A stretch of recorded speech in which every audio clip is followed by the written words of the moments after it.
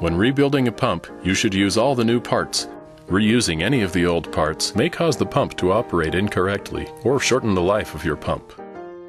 Let's take a look at the pump components included with the SDS Q Major Rebuild Kit. Cam assembly, centerprene diaphragm, check valve O-ring, pistons, outer piston assembly or support collars, piston screws, O-rings for the housing, cable guard screws, pump motor, 1032 by 2 inch stainless steel bolts, 4 for the discharge head and 2 for the end cap, cable guard, end cap plug or set screw, number 10 flat washer. 2 are shown here on the end cap bolts along with the end cap O-rings, relief valve assembly, relief valve O-ring, relief valve screws, motor adapter bolts. You will need the following tools for the rebuild process: a number 2 Phillips head screwdriver, 5/32 hex wrench, 3/16 hex wrench, a SunPumps end cap puller, 9/16 open end wrench, a long shaft 1/8 inch hex wrench, torque wrench. The following common materials will also be required for the rebuild process. These are not included with the rebuild kit. A non-outgassing silicone sealant. Caution: do not use any silicone sealant which contains acetone. Use a non-outgassing sealant, one without an odor. Dow Corning 3145 RTV adhesive sealant is recommended. Silver anti-seize, Napa 765-1764 is recommended. A food-grade grease or petroleum jelly, a 1032 by 3 inch bolt to be used as a guide bolt, a clean piece of wood about 18 inches square and 1.5 inches thick, a disposable cleaning rag. Let's watch Joe disassemble an SDS Q Series pump for service. Using a Phillips head screwdriver, remove the 4 cable guard screws and the cable guard.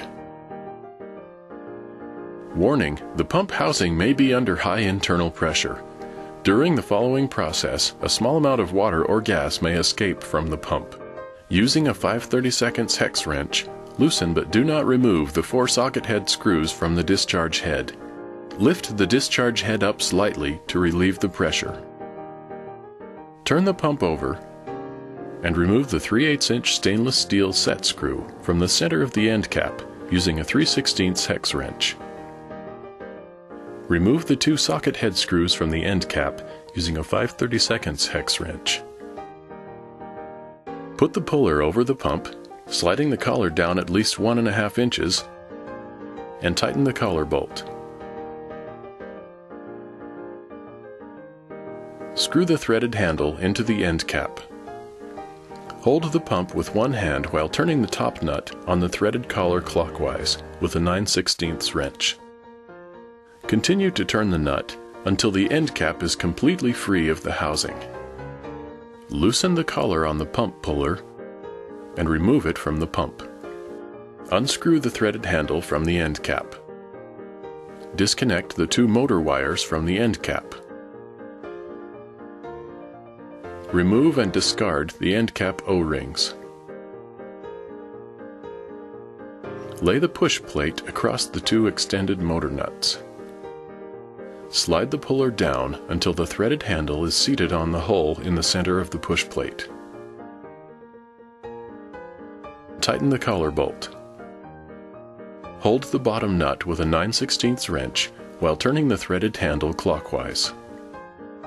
Continue turning until the handle pushes the pump out of the stainless steel housing.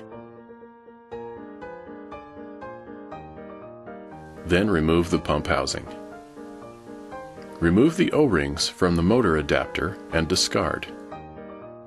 Remove the 4 socket head screws from the discharge head using a 5/32 hex wrench. Then remove the discharge head. Remove the suction screen from the discharge head. Then remove the check valve assembly. This may require a light tap with a blunt tool through the discharge opening. Remove and discard the check valve O-ring. Remove the relief valve assembly screws with a Phillips head screwdriver. Then remove the relief valve assembly and set both aside. Remove the 4 piston screws from the discharge head using a 1/8 inch hex wrench.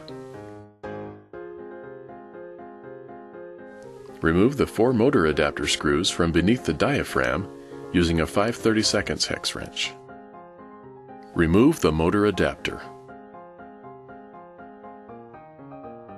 Remove the 4 pistons and the diaphragm and discard. Remove the outer piston assembly from inside the motor adapter and discard. Loosen the set screw in the cam assembly using an 1/8 inch hex wrench and remove the cam assembly. Clean and inspect all parts to be reused, and make sure the electrical studs protruding from the epoxy in the end cap are in good condition and the epoxy is still hard. Joe, you've done it again! Now let's watch as Joe reassembles the SDS Q Series pump. You will need to make a bracket to hold the pump and components in place during this process. Locate a clean piece of wood about 18 inches square. Drill 2 holes in the board, 2 3/8 inches apart on center, with a 7/16 drill bit about 1 inch deep. Now we're ready to begin. Set the SDS motor on the board with the motor shaft facing up. Coat the outside of the motor shaft with silver anti-seize compound. Slip the cam assembly over the motor shaft, aligning the set screw to the center of the flat on the shaft. While pushing the cam plate down firmly, tighten the set screw. Insert the outer piston assembly inside the motor adapter with the rounded side of the outer pistons facing through the 4 holes. Place the motor adapter on the motor and align the mounting holes. Place a small amount of silicone sealant around the base of each of the motor adapter screw heads and insert into the 4 mounting holes.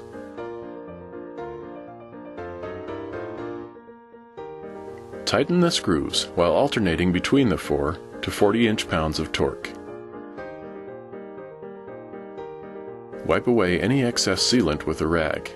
Place the diaphragm on the motor adapter with the offsets facing down and insert the 4 pistons through the diaphragm, rotating them slightly until they fit into the hex socket of the outer piston assembly. Apply a small amount of Dow Corning 3145 RTV silicone sealant around the base of the head of each of the 4 piston screws and insert each into the piston. With an 1/8 inch hex wrench, tighten each piston screw to 35 inch-pounds of torque. Remove any excess silicone from the top of the pistons with a rag. Lay the discharge head on a flat surface with the opening facing upward. Install the O-ring into the check valve and insert the check valve assembly into the discharge head with the O-ring facing in. Push the check valve assembly all the way in until the surface is flush. Install the O-ring on the relief valve assembly and insert it into the opening in the side of the discharge head. Secure with the 2 Phillips head screws.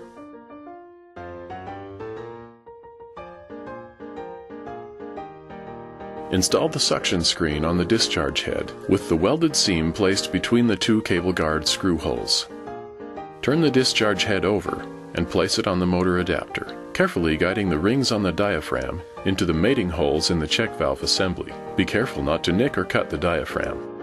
Be sure that the cable guard screw holes line up between the motor nuts. Place washers on the 4 stainless steel socket head screws and insert them into the countersunk holes in the discharge head.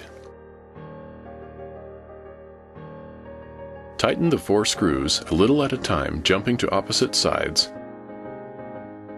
to 40 inch-pounds of torque. Turn the pump over with the motor nuts facing up. Install new O-rings into the motor adapter and lightly lubricate with a food-grade grease. Slip the stainless housing over the pump assembly until it rests on the O-rings.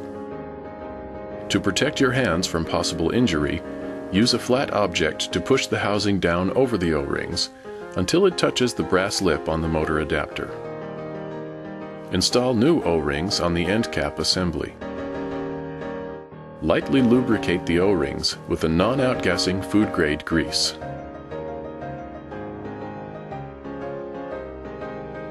Connect the motor leads onto the electrical studs on the inside of the end cap. Make sure the positive red wire connects to the terminal with the red wire. Be sure that the wires are securely connected to the terminals. As you insert the end cap, make sure that the motor lead wires are not pinched between any of the pump components. Screw a 1032 by 3-inch bolt through the end cap and into one of the motor nuts. Use this as a guide when installing the end cap assembly. Make sure that the cable guard screw holes in the end cap are on the same side of the pump as the screw holes in the discharge head. Push the end cap down inside the housing until it butts up against the brass cap lip. Then remove the guide bolt.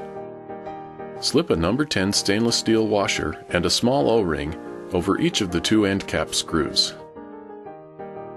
Apply a small amount of non-outgassing silicone sealant around the O-rings and insert into the end cap. Tighten the end cap screws to 35 inch-pounds of torque. Install the end cap plug and tighten with a 3/16 hex wrench. An anti-seize compound should be used on the threads. It's always a wise idea to test your pump before installing it into the well shaft to verify proper operation.